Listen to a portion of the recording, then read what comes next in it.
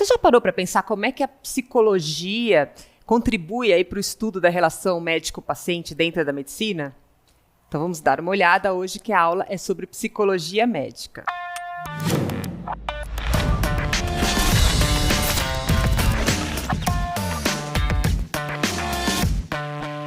Dentro da psicologia médica, a gente vai estudar alguns conceitos que costumam cair mais na prova de vocês, como transferência, contratransferência, o inconsciente e as fases do luto.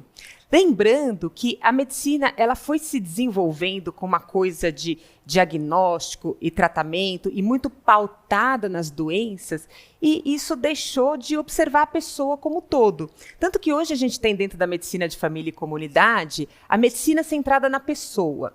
Porque veja só, você colocar o centro das atenções na doença é muito diferente de você colocar o centro da atenção na pessoa que está doente. Porque a pessoa que está doente, além daquela doença, ela tem a idealização do tratamento médico, o que ela sente e pensa sobre o processo de adoecimento, como que ela vai reagir à doença ou à não doença. Então, você olhar para a pessoa é muito mais amplo do que você olhar para a doença.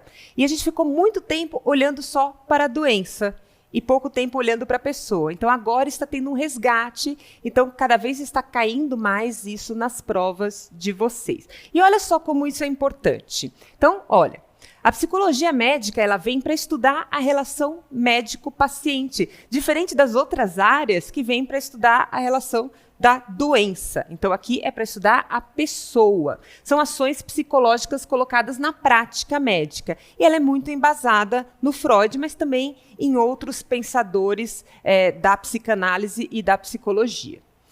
Bom, os primeiros conceitos que eu quero falar para vocês são de transferência e contratransferência. Isso todo médico vai passar em todas as consultas. O que é transferência? Transferências são as projeções que o paciente tem dirigidas ao médico. Como é que funciona isso? Gente, toda a relação que você tem, e a relação médico-paciente é uma relação aí muito importante e muito substancial e permeada de várias questões psicológicas, você vai ter o seu inconsciente e as suas vivências te direcionando e te impulsionando para certos atos relacionados a outra pessoa. Então, o paciente, quando ele vai na consulta com você, ele pode te encarar como uma pessoa que vai resolver os problemas dele de uma maneira muito efetiva e te endeusar, né? Muitas vezes até como nessa figura se apaixonar por você. Ele pode ter raiva de você e geralmente é alguma coisa inconsciente dele que ligou alguma questão aí especificamente com você, ou porque lembrou do pai, isso tudo inconscientemente, ou porque tem alguma raiva do médico em si, ou porque teve algumas outras experiências ruins. Então, toda relação, né, de transferência se dá quando o paciente projeta alguma coisa dirigido ao médico.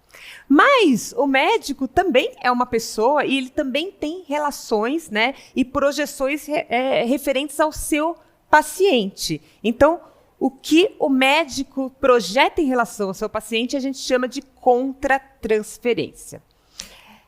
O médico, a transferência ela pode correr solta, mas a contratransferência ela tem que ser vista que está acontecendo pelo médico e o médico tem que manejar bem, não a contratransferência, isso ele não consegue manejar, mas manejar bem os sintomas, o que ele está sentindo com aquele paciente para que tenha uma relação médico-paciente efetiva. E isso depende mais do médico do que do paciente. Então, um exemplo. Aquele paciente, vocês já devem ter consultado o paciente que chega para você com um histórico, isso acontece muito na psiquiatria, né? Olha, eu já fui internado 5 vezes, já tomei todos os remédios e ninguém nunca conseguiu resolver meu problema. Nunca, ninguém.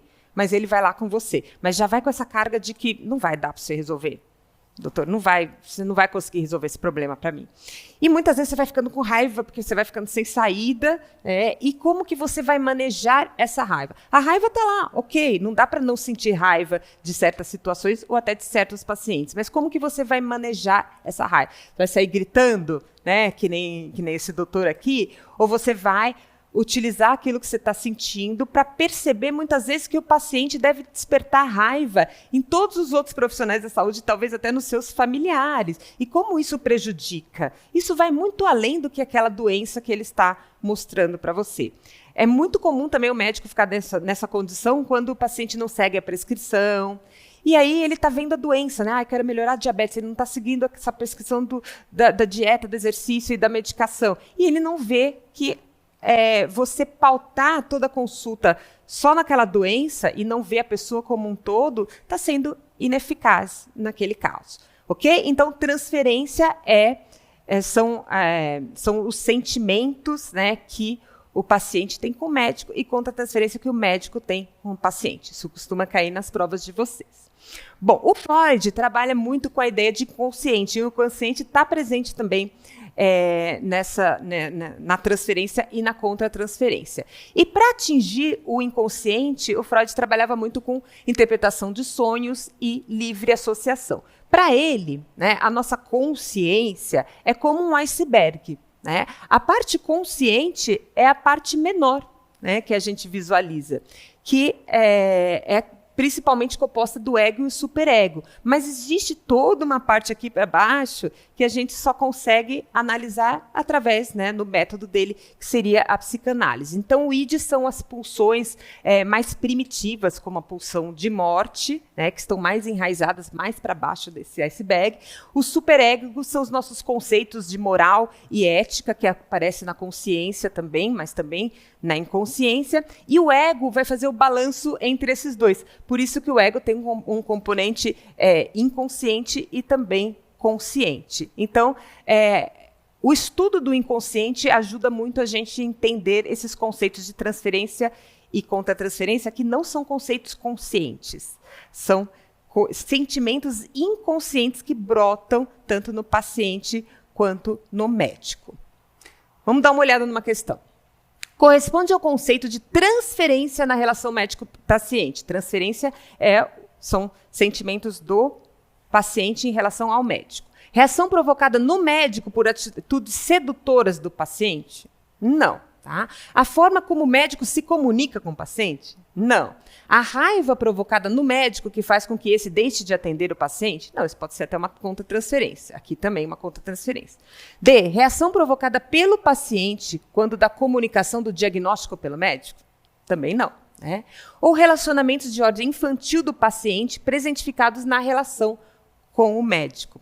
Geralmente, essas questões conscientes, o Freud associava muito com relacionamentos da ordem infantil, mais primitivos, tá? Por isso que aparece assim. Mas é isso mesmo, né? O que aconteceu no paciente presentificado na relação com o médico. Então, a gente fica com alternativa E. Tá vendo como isso cai para vocês na prova?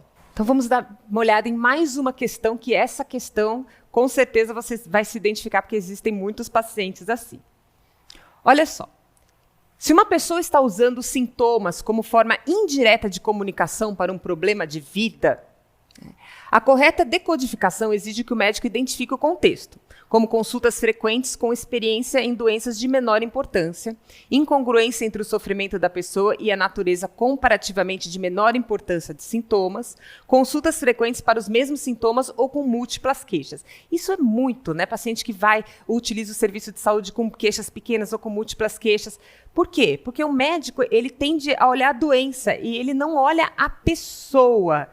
Ok? Então, por isso que ele tem muita dificuldade de tratar esse tipo de paciente. Essas pistas devem alertar o médico para o fato de que ele pode estar trabalhando com qual contexto? Não é um contexto de doença, né?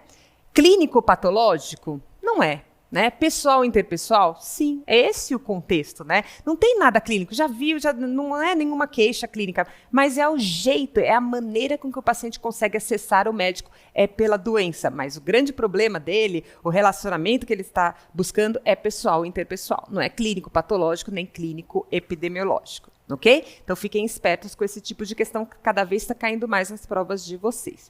Agora, importantíssimo, o que mais cai sobre esse assunto?